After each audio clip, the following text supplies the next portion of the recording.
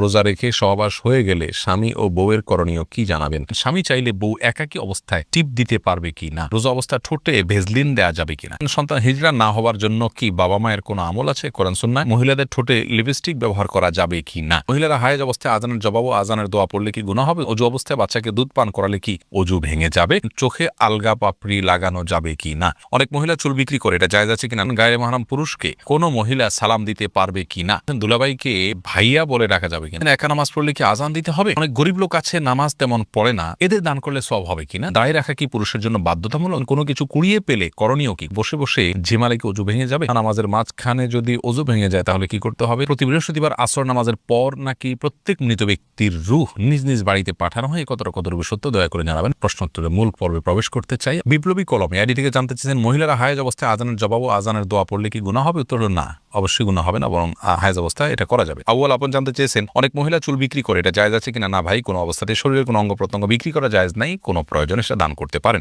Ali ID থেকে জানতে চেয়েছেন, স্বামী চাইলে বউ একাকী অবস্থায় টিপ দিতে পারবে কি না? পারবে, কোনো অসুবিধা নেই। মিফতাহুল জান্নাত কৃপা আপনি জানতে চেয়েছেন, দুলাভাইকে ভাইয়া বলে ডাকা যাবে কিনা? বলা যাবে, কোনো অসুবিধা নেই, কিন্তু অতিরিক্ত মধুরতা ডাকের ভিতরে থাকা ফিতনার কারণ যেন না হয় সে বিষয়টি মাথায় রাখতে হবে। মিফতাহুল জান্নাত কৃপা অন্ধকারে নামাজ পড়া যাবে কি নিষেধ? অন্ধকারে নামাজ পড়া নিষেধ নয়, তবে এত বেশি অন্ধকার যদি হয় যে সিজদার রুকুর জায়গা দেখা না যায় তাহলে মাকরুহ বলেছেন অনেক উলামা ইকরাম, তবে হারাম হবে না এবং নামাজ হয়ে যাবে। খানম স্বপ্না নামাজের মাঝখানে যদি অজু ভেঙে যায় তাহলে কি করতে হবে? অজু করে এসে যে জায়গা থেকে ভেঙেছেন সেখান থেকে কন্টিনিউ করবেন, যদি মাঝখানে কথা না বলে থাকেন, অন্য কোনো কাজ করে না থাকে। তাসফির আহমেদ রাব্বি জানতেছেন, একা নামাজ পড়লে কি আজান দিতে হবে? একা নামাজ পড়লে আজান দিতে হবে না, তবে একামত দিয়ে জামাতের উদ্দেশ্যে যে আর কেউ যদি যুক্ত হয় তাহলে যুক্ত হতে পারে, এটার জন্য বলে দেওয়া এভাবে করা উত্তম। রাহিম জানতে চেয়েছেন, দায় রাখা কি পুরুষের জন্য বাধ্যতামূলক? জি ভাই, অবশ্যই বাধ্যতামূলক, ওয়াজিব। নবী সাল্লাল্লাহু আলাইহি ওয়াসাল্লামের নির্দেশ আফুল্লোহা আর খুল্লোহা, তিনি দাড়িকে ছেড়ে দিতে বলেছেন। অতএব যে বিষয়ে নবী সাল্লাল্লাহু আলাইহি ওয়াসাল্লামের নির্দেশ রয়েছে সেটি সাধারণ এবং স্বাভাবিক অবস্থা আমাদের জন্য ওয়াজিব। মারজান ইসলাম জানতেছেন, সন্তান হিজড়া না হওয়ার জন্য কি বাবা মায়ের কোনো আমল আছে কোরআন সুন্নাহ? বিশেষ কোনো আমল নেই, তবে হ্যাঁ, সন্তান যেন নেক হয়, চক্ষু শীতলকারী হয়, সেজন্য আগে থেকে দোয়া করবেন। সূরা ফুরকান আয়াত নম্বর ৭৪ এবং অন্যান্য দোয়াগুলো বিশেষ পড়বেন। ইনশাআল্লাহ আল্লাহ তাআলা এমন সন্তান দিবেন যে সন্তান আপনার আমার চোখকে জুড়াবে। মান্নান রাজু জানতে চেয়েছেন, অনেক গরিব লোক আছে নামাজ তেমন পড়ে না, এদের দান করলে সওয়াব হবে কিনা? ভাই রাজু, অবশ্যই সওয়াব হবে। আল্লাহ রাব্বুল আলামিন তিনি তাদেরকে রিজিক দিচ্ছেন, আপনি কেন দিতে পারবেন না? অমুসলিমকে পর্যন্ত দান করা যায়, অতএব বিনামাজিকে দান করা যেতে পারে। বিশেষ করে দান করে তার মধ্যে যদি এক ধরনের কৃতজ্ঞতা বোধ তৈরি করতে পারেন এবং তাকে যদি এর মাধ্যমে দাওয়া পেশ করেন নামাজের প্রতি, তাহলে সেটা আরো বেশি প্রশংসনীয় কাজ হবে ইনশাআল্লাহ। রোমানা আক্তার জানতে চেয়েছেন, প্রতি বৃহস্পতিবার আসর নামাজের পর নাকি প্রত্যেক মৃত ব্যক্তির রূহ নিজ নিজ বাড়িতে পাঠানো হয়? কতটুকু সত্য দয়া করে জানাবেন। সম্পূর্ণ ভুল এবং কুসংস্কারাচ্ছন্ন একটি বিশ্বাস, প্রিয় বোন। বৃহস্পতিবার রাতে মানুষের রূহ ফিরে আসা তো দূরের কথা, মানুষের রূহ একবার চলে গেলে সেটা আর পৃথিবীতে কখনো ফিরে আসে না। এটা ভূতের রূপ ধারণ করে আসে, বৃহস্পতিবার রাতে আসে, এই ধরনের বিশ্বাসগুলো হিন্দুদের মধ্যে আছে। ইসলাম এরকম কোনো বিশ্বাসকে অনুমোদন করে না, যার কারণে এগুলো থেকে আমাদের দূরে থাকতে হবে। জুবাইর ইসলাম জানতে চেয়েছেন, পবিত্রতার ব্যাপারে শয়তানের ওয়াসওয়াসা থেকে বেঁচে থাকার উপায় কি মহিলাদের জন্য? সকলের জন্য একই উপায়, বাম দিকে 3 বার থুতু ফেলবেন, আমানতু বিল্লাহি ওয়া রাসূলিহি পড়বেন। থুতু বলতে অনেক বেশি থুতু ফেলা জরুরি না, থুতুর ছিটা ফেলবেন এবং আমানতু বিল্লাহি ওয়া রাসূলিহি পড়বেন। এর মাধ্যমে ইনশাআল্লাহ ওয়াসওয়াসা যে শয়তান দিয়ে থাকে ওর ওয়াসওয়াসা থেকে ইনশাআল্লাহ রক্ষা পাবেন। তাছাড়া সুন্নাহ প্রতিপালন করবেন, 3 বার ধোয়া দরকার অজুতে, 3 বার ধোবেন, গোসলের জন্য যেটুকু দরকার সেটুকু করবেন। এরপরে আর কোনো অঙ্গ শুকনা থাকলো কি থাকলো না সেটার জন্য আপনার কোনো চিন্তা করার প্রয়োজন নেই। সিদ্দিকুল্লাহ আপনি জানতে চেয়েছেন, আমি যদি পেশাব করি তখন পেশাব ক্লিয়ার করার পরেও আমার পেশাব 1 বা 2 ফোঁটা পড়ে যায়, সেক্ষেত্রে আমার অজু এবং নামাজে বেশি সমস্যা হচ্ছে বেশ কিছুদিন ধরে, এ থেকে পরিত্রাণের উপায় বললে আমি খুবই উপকৃত হতাম। পেশাব ক্লিয়ার হওয়ার পর 1-2 ফোঁটা পড়লে আপনাকে অপেক্ষা করতে হবে যতক্ষণ না পেশাবের ধারা বন্ধ হয়ে যায়, তারপরে আপনি অজু করতে যাবেন। এটা হলো আপনার জন্য করণীয়।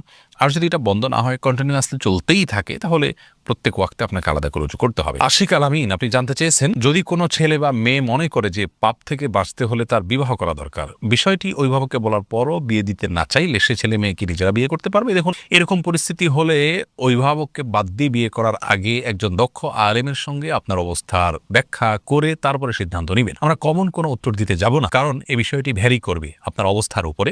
বিশেষ করে আপনি একটা রিলেশনে জড়িয়ে যাবেন, এরপরে বলবেন আমি টিকে থাকতে পারছি না, তাহলে আপনি নিজেই তো নিজের কবর রচনা করেছেন, এরপরে বলবেন যে আমি বেঁচে থাকতে পারছি না, তাহলে সেটার দায়ভার আপনাকে বহন করতে হবে। এই অজুহাতে অভিভাবকদের অবাধ্য হওয়া জায়েজ হবে না। নাদিয়া নওশিন জানতে চেয়েছেন, অজু অবস্থায় বাচ্চাকে দুধ পান করালে কি অজু ভেঙে যাবে? দুধ পান করলে অজু ভাঙবে না বোন। শামীম রেজা জানতে চেয়েছেন, গায়রে মাহরাম পুরুষকে কোনো মহিলা সালাম দিতে পারবে কি না?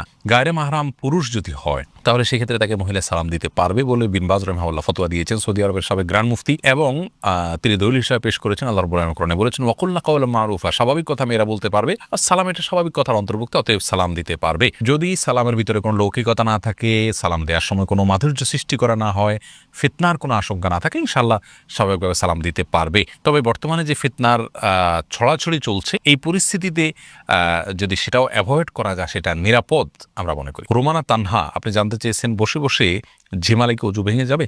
বসে বসে ঝিমালে অজু ভাঙবে না যদি আপনার ঝিমানিটা কোনো কিছুর উপরে হেলান, কোনো কিছুর সাথে হেলান দিয়ে না হয়, বরং আপনি এমনিতে বসে বসে ঝিমাচ্ছেন, এর ফলে অজু ভঙ্গ হবে না। কিন্তু হেলান দিয়ে ঝিমালে অজু ভেঙে যাবে, এবং যদি ঘুমিয়ে পড়েন হেলান দিয়ে। রাকিব হাসান জানতে চেয়েছেন, গোপনাঙ্গ হাত দিলে কি অজু যাবে? এটা নিয়ে ফোকাহে কেরামের মতো পার্থক্য রয়েছে। ইমাম আবু হানিফার মতো অজু যাবে না, অন্য ইমামদের অনেকে বলেছেন অজু যাবে। ফাইসাল হোসেন জানতে চেয়েছেন, কোনো কিছু কুড়িয়ে পেলে করণীয় কি? কুড়িয়ে পেলে যদি খুব হালকা পাতলা ছোটখাটো কোনো 5-10 টাকা হয়, এমন জিনিস যেটা কেউ খুঁজে বেড়াবে না, তাহলে সেটা তিনি চাইলে নিজে ভোগ করতে পারেন, যদি গরিব হন, আল্লাহ কাউকে দানও করে দিতে পারেন, নিজেও খেতে পারেন, অসুবিধা নেই। আর যদি অনেক বেশি মূল্যবান কিছু হয় তাহলে সেটা অবশ্যই মালিককে খুঁজে তারপরে বের করে ফেরত দেওয়ার উদ্যোগ নিতে হবে। সেটা যদি করা না যায় তাহলে সেক্ষেত্রে তিনি চেষ্টা করবেন যাতে কোনো গরিব বা অভাবী মানুষকে দেওয়ার। আর তিনি নিজে যদি গরিব অভাবী হন, জাকাত খাওয়ার হকদার হন, অভাবী মানুষ হন, তাহলে সেক্ষেত্রে নিজেও তিনি ভোগ করতে পারবেন। মুসরাত আপনি জানতে চেয়েছেন, চোখে আলগা পাপড়ি লাগানো যাবে কি না? চোখে পৃথক আলাদা করে পাপড়ি লাগানো উচিত নয়, একান্ত বাধ্য না হলে। অসুস্থতার কারণে ওটা পড়ে গেছে, কোনো কারণে খারাপ দেখা যাচ্ছে বা দেখতে পাচ্ছেন না, এ সমস্ত কারণে ভিন্ন কথা।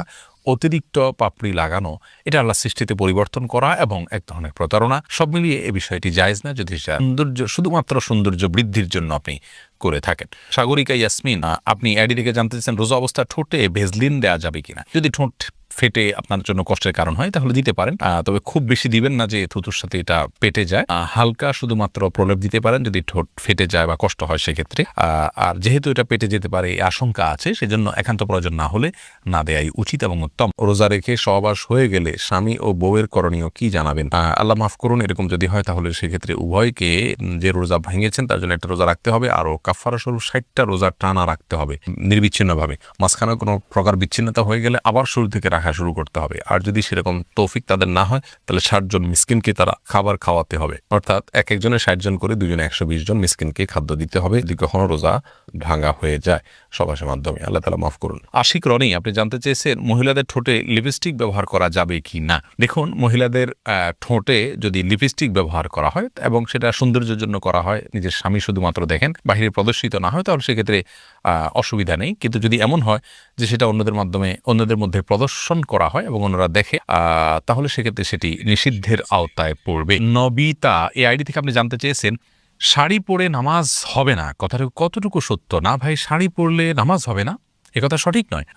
নামাজের সাথে কোন পোশাক পরে আপনি সালাত আদায় করছেন তার সম্পর্ক নয়, আপনি সালাত আদায় করার সময় সতর ঢাকছেন কিনা এটা হলো মূল বিষয়। একসময় আমরা ছোটবেলায় দেখতাম যে মা চাচিরা সাদা কাপড় পরে সালাত আদায় করতেন এবং এটাকে নামাজের কাপড় বলে মানুষ আলাদা নাম দিত। সে সমস্ত কাপড় সুতির থাকতো, অনেক পাতলা থাকতো, হাতের গোছাইতে দেখা যেত। এরকম যদি হয় তাহলে সেক্ষেত্রে সেটা নিয়ে নামাজের প্রশ্ন তোলা যেতে পারে। আর শুধু শাড়ি পরলে গলা, কাঁধ ইত্যাদি যে জায়গাগুলো ঢাকা উচিত নামাজের মধ্যে সেগুলো ঢাকা যায় না, হাতের গোছা ইত্যাদি দেখা যায়। তো এই কারণে শুধু শাড়ি পরে নামাজ পড়লে নামাজ হওয়াটা কঠিন। যদি কেউ সিফটিপিন দিয়ে আটকিয়ে তার যা কোনো অঙ্গ প্রত্যঙ্গ দেখা যাবে না, সতর ঢাকার যে মুখমণ্ডল এবং 2 হাতের কবজি ছাড়া পুরো শরীর যে ঢাকতে হয় সেটা যদি তিনি ঢাকতে পারেন, মাথার চুল দেখা যাবে না, কপাল এর চুলের অংশ দেখা যাবে না, কোনো কিছু, এটা যদি তিনি নিশ্চিত করতে পারেন, কান ইত্যাদি দেখা যাবে না, তাহলে সেক্ষেত্রে অবশ্যই তার জন্য জায়েজ হবে। কিন্তু এটা কঠিন, এই জন্য শাড়ি পরলে তার উপর দিয়ে আরেকটা বড় ওড়না দিয়ে ঢেকে তারপর সালাত আদায় করাই হলো নিরাপদ। মাহমুদ আবদুল্লাহ আপনি জানতে চাচ্ছেন, হোটেল বয়কে টিপস দেওয়া ঠিক কিনা? ডক্টর খন্দকার আবদুল্লাহ জাহাঙ্গীর রহমাহুল্লাহ এটাকে নিষিদ্ধ বলেছেন। আমরা আমাদের ক্ষুদ্র গবেষণা যেটুকু আমাদের বুঝে এসেছে তা হলো যে এই টিপসের মাধ্যমে সে যদি কোম্পানির স্বার্থ বিকিয়ে দিয়ে আপনাকে একটু খাবার বাড়িয়ে দিল, একটু ভালো খাবার দিল, তাহলে সেক্ষেত্রে সেটা আপনার জন্য জায়েজ হবে না তাকে টিপস দেওয়া। আর যদি সে এরকম দুর্নীতি না করে, বরং অনেক হোটেলে কিন্তু তাদের বেতন রাখাই আছে কম, এই জন্য যে তারা টিপস পেয়ে পুষিয়ে নেয়, তাহলে সেক্ষেত্রে দিতে পারেন আপনার জন্য, যদি এক্সট্রা কোনো খাতির টিপসের বিনিময় সে না করে, অর্থাৎ কোম্পানির কোনো স্বার্থ যদি বিকিয়ে সে না দেয়।